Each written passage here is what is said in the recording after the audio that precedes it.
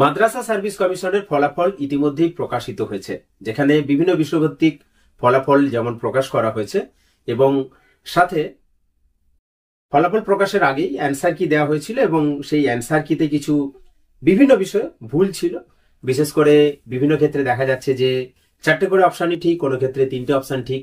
তো সেই সংক্রান্ত বিষয়ে মাদ্রাসা সার্ভিস কমিশনের পক্ষ থেকে বলা হয়েছে যে ওই সমস্ত প্রশ্নগুলিতে ফুল নম্বর দিয়ে দেওয়া হবে, কিন্তু কি করা হয়েছে সেটা এখনো পরিষ্কার নয়।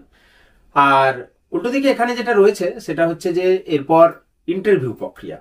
তার আগে একটা কথা বলি, আজকে একটি পত্রপত্রিকাতে দেখলাম যেখানে বলা হচ্ছে মাদ্রাসা সার্ভিস কমিশনের ফলাফল 1 বছরের মধ্যে প্রকাশিত হওয়ার ফলে, বছর ঘুরতে না ঘুরতে প্রকাশিত হওয়ার ফলে ছাত্রছাত্রীরা অর্থাৎ পরীক্ষার্থীরা নাকি খুবই খুশি। এখানে বলে রাখি যে বন গড়া কথা বলে লাভ নেই, তার কারণ স্কুল সার্ভিস কমিশন এর আগে অর্থাৎ যেটা স্বর্ণযুগ বলে আমি বলি 2007-08 সময় 8 সালে দুবার পরীক্ষা হয়েছিল। তো তখনও কিন্তু স্কুল সার্ভিস কমিশন 1 বছরের মধ্যেই সমস্ত নিয়োগ প্রক্রিয়া কমপ্লিট করে আবার অ্যাডভার্টাইজমেন্ট দিয়ে দিত। তো যাই হোক, এখানে আরো 2-1 মাস সময় আছে 1 বছর পূরণ হতে। যদি দেখা যায় যে ফেব্রুয়ারির মধ্যে সমস্ত নিয়োগ প্রক্রিয়া হয়ে গিয়েছে, তাহলে বলবো যে হ্যাঁ ঠিকঠাক আছে, 1 বছরের মধ্যে নিয়োগ প্রক্রিয়া হয়ে গিয়েছে। তাও কিছুটা ডিলে রয়েছে, তার কারণ নিয়োগ প্রক্রিয়া শেষ করার পর নতুন করে আবার অ্যাডভার্টাইজমেন্ট কিন্তু স্কুল সার্ভিস কমিশন বছরের মধ্যেই অর্থাৎ 1 বছর শেষ হওয়ার পরে পরে দিয়ে দিত। তো সেই জায়গায় মাদ্রাসা সার্ভিস কমিশন অবশ্যই পিছনে রয়েছে। আর পিছনে বলে লাভ নেই, কারণ বহুদিন পরীক্ষা হয়নি, সেক্ষেত্রে এখানে একটা টোপ রেজাল্টটা বের করে দেওয়ার পর এরপর কি হবে সে দেখা যাক। তবে তোমাদের অনেকের যেটা অনুরোধ ছিল যে এরপর যদি ইন্টারভিউ হয় সেই ইন্টারভিউয়ে কিভাবে তোমরা প্রস্তুতি নেবে, সেই ইন্টারভিউর জন্য তোমরা কিভাবে প্রস্তুতি নেবে তার জন্য বলি, প্রথমত একটা কথা যে ইন্টারভিউ মানে কিন্তু আর পরীক্ষা নয়।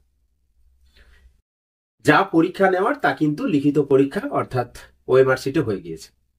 ইন্টারভিউ শুধুমাত্র যেটা হওয়া উচিত সেখানে হচ্ছে প্রার্থী ঠিকঠাক শুনতে পাচ্ছে কিনা এবং সেই শুনতে পেলে তার রেসপন্সটা ঠিকঠাক আসছে কিনা, এটাই কিন্তু হওয়া উচিত। এবং বেশিরভাগ ক্ষেত্রে এটাই হয়। ক্যান্ডিডেটদের সাথে ওখানে যারা থাকেন তারা কথাবার্তা বলেন, কোথা থেকে এসেছেন, বাড়ি কোথায়, বর্তমানে কি করেন না করেন, এই সমস্ত তথ্যগুলো জানতে চান মূলত। এবং এরিয়া ভিত্তিক অর্থাৎ যে এরিয়া থেকে ক্যান্ডিডেট এসেছেন, যদি ওখানকার যারা রয়েছেন ইন্টারভিউয়ার যারা রয়েছেন, যারা বিশেষজ্ঞ রয়েছেন, তারা যদি ওই সমস্ত এরিয়া থেকে আসেন, অনেক ক্ষেত্রে সেই এরিয়ার তথ্য সম্পর্কে জানতে চান, বিশেষ বিশেষ ব্যক্তিত্ব বিশেষ স্থান সম্পর্কে জানতে চান, এটা একটা ম্যাটার। আর যেহেতু এখানে ইন্টারভিউর জন্য 10 নম্বর রয়েছে, আগে যেমন স্কুল সার্ভিস কমিশনের লাস্ট যেগুলো হয়েছিল সেখানে কিন্তু 5 নম্বরের জন্য ইন্টারভিউ হতো। তো সেই 5 নম্বরের জন্য ইন্টারভিউর ক্ষেত্রে কি হতো না, বিষয়ভিত্তিক কিছু কোশ্চেন অবশ্যই করা হতো। আর যেহেতু এখানে 10 নম্বরের জন্য ইন্টারভিউয়ে নম্বর বরাদ্দ রয়েছে, তাহলে আশা করি যে এখানে হয়তো বা সাবজেক্টের একটা ডেমনস্ট্রেশন হতে পারে, অর্থাৎ একটা ডেমো ক্লাস হয়তো দিতে হতে পারে ওখানে। এখন যেহেতু এখানে ক্যান্ডিডেটের সংখ্যাটা কম, তাই ডেমনস্ট্রেশন বা ক্লাস নেওয়ার একটা প্রক্রিয়া হয়তো থাকতে পারে। সবটাই নির্ভর করছে পরবর্তী সময় আপডেটের উপর।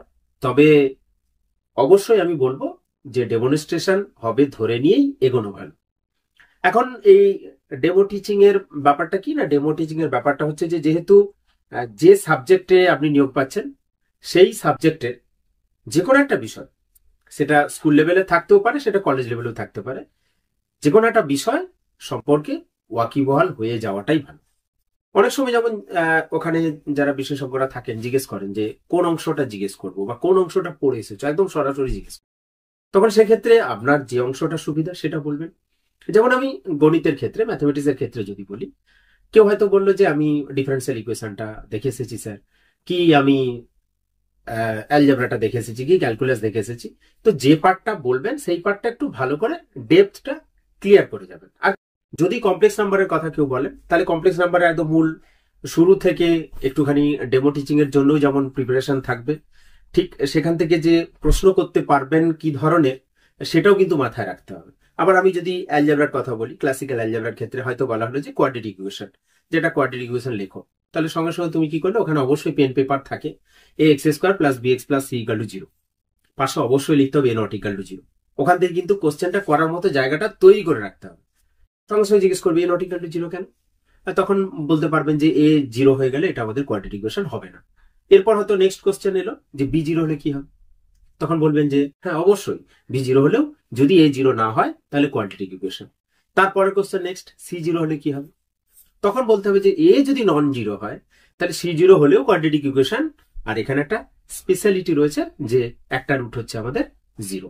তো এই ম্যাটারগুলো আবার বলতে পারে যে এই যে কোয়াড্রেটিক ইকুয়েশন নিচ্ছে কটা রুট, অবভিয়াসলি বলবে যে আপনার বলবেন যে দুটো রুট রয়েছে। তখন বলবে দুটো রুট মানে কি না, দুটো এক্স্যাক্টলি দুটো ভ্যালুর জন্য এই ইকুয়েশনটা স্যাটিসফাই করবে। এরপর নেক্সট কোশ্চেন ওখানে আসতে পারে যে দুইয়ের বেশি যদি কোনো ভ্যালু স্যাটিসফাই করে তাহলে কি হবে? তখন আপনারা বলবেন যে এটা আইডেন্টিটি হবে। তো এই ধরনের ম্যাটারগুলো।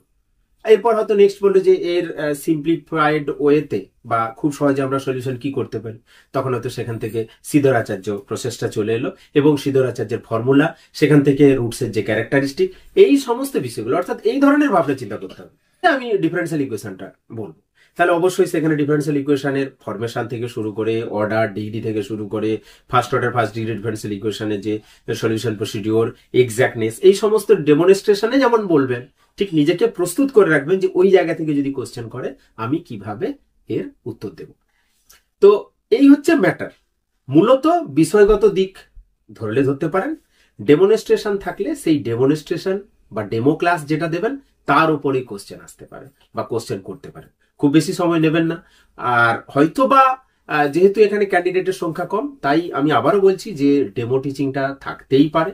আর অবশ্যই বিষয়ভিত্তিক দিকটা দেখবেন এবং যেই এরিয়া থেকে আপনি যাচ্ছেন সেটা অবশ্যই সেই জায়গা সম্পর্কে জেনে যাবেন এবং নিজে কি করেন যদি ইন্ট্রোডিউস করতে বলেন ওনারা যে আপনি এখন কি করেন বলুন আমাদেরকে, বা আপনি যদি মাদ্রাসাতে চাকরি পান তাহলে সেক্ষেত্রে আপনি আপনার কিভাবে কাজ করবেন, আপনি কিভাবে কাজ করবেন বা নিজেকে কিভাবে কাজের মধ্যে বিলিয়ে দেবেন, এই সংক্রান্ত বিভিন্ন তথ্য কিন্তু জানতে পারেন ওনারা। তো যাই হোক, আমি অবশ্যই এর জন্য একটা সেপারেট ভিডিও পরবর্তী সময় জানাবো।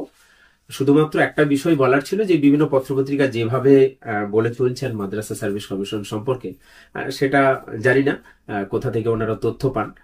আর বিশেষ করে আরো যে উদ্বেগের ব্যাপার রয়েছে, অনেক ক্ষেত্রে যে কোশ্চেনে ভুল কোশ্চেন ছিল অর্থাৎ প্রশ্ন ভুল ছিল, সেক্ষেত্রে মাদ্রাসা সার্ভিস কমিশন কি সিদ্ধান্ত নিচ্ছেন, এটা একটা বড় কোশ্চেন। আর একটা হচ্ছে যে সমস্ত ক্যান্ডিডেটদের স্কোর একসাথে দেওয়া নেই, এটা নিয়েও আবার হয়তো প্রবলেম হতে পারে।